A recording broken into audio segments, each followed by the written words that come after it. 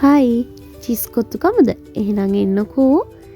මේ තියෙන්නේ පැය 5කට කලින් හදාගත්ත ගෝදාම් රොටි එක. ඔයාලට ගෝදාම් රොටි එක හදාගන්න පුළුවන් අවශ්‍ය ප්‍රමාණයට පිටි අරගෙන ලුණු ඒ වගේම ඔයිල් මිශ්‍ර කරලා හදාගන්න. ඉතින් මේ අපි හදාගත්ත ගෝදාම් රොටි එක ඉතින් අපි චුටි චුටි කෑලි වලට කපලා ගෝදාම් රොටි එක වෙන් කරගමු. මේ තියෙන්නේ අපි කොත්තු එක හදාගන්න ගන්න අමුද්‍රව්‍ය අමු මිරිස්, මාළු මිරිස්, කැරට්, ඒ වගේම කපාගත්ත ලුණු, ජින්ජර් පේස්ට් එක, සුදු ලුණු, ලුණු කොළ, බොන්චි. මේ වෙලාවේ මම බොන්චි ගත්තේ මං ගාව ගෝවා තිබුණ නැති නිසා. ඔයාලට අවශ්‍ය එළවලුවක් එකතු කරගන්න පුළුවන්. ඒ වගේම කපාගත්ත තක්කාලි, බිත්තර, ෆ්‍රෙෂ් මිල්ක්, චීස්, ශ්‍රී ලංකන් විදිහට හදාගත්ත චිකන් කරි එක, ලුණු සහ කුරුඳු, වගේම ගම්මිරිස්, කෑලි මිරිස්. ඔයාලට අවශ්‍ය එළවලුවක් එකතු කරගන්න පුළුවන්. ඒ වගේම පොල් තෙල්.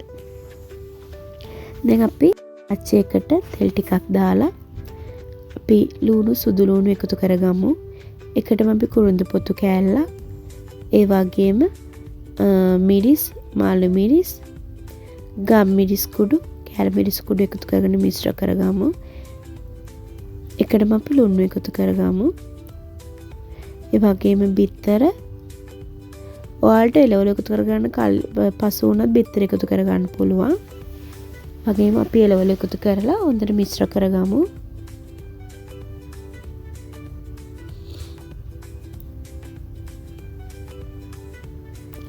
මේ අවස්ථාවේදී අපි කපාගත්ත තක්කාලිත් එකතු කරගමු.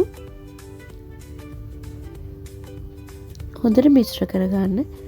කලින් කපාගත්ත ගෝදාම් රොටි එකත් මේ වෙලාවේදී අපි එකතු කරගන්නවා.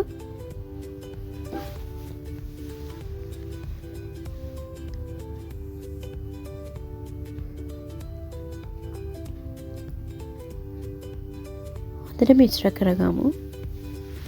කොත්තු එකක් රසවත් වෙන්නේ අපි සියල්ලම එකතු මිශ්‍ර කරගන්න තරමටමයි.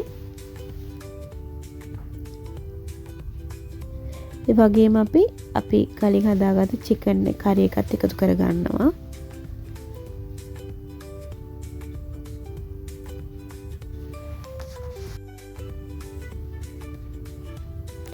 හොඳට මිශ්‍ර කරගමු.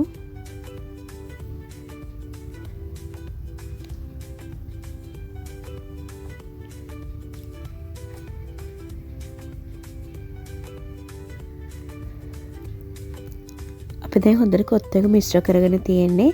දැන් අපි අවශ්‍ය ප්‍රමාණයට ෆ්‍රෙෂ් මිල්ක් එකතු කරගමු.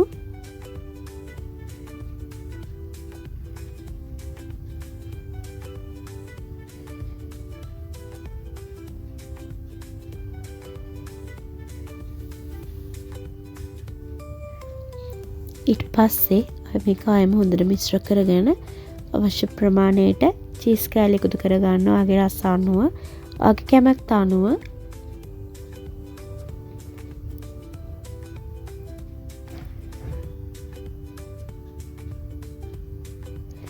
ඉතින් අපි මේ විදිහට හදාගත්ත කොත්තු එක දැන්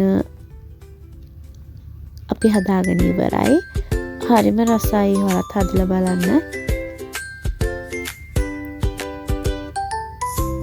මේ තමයි ඉතින් අපේ chef. Thank you so much chef. එහෙනම් අපි ගිහින්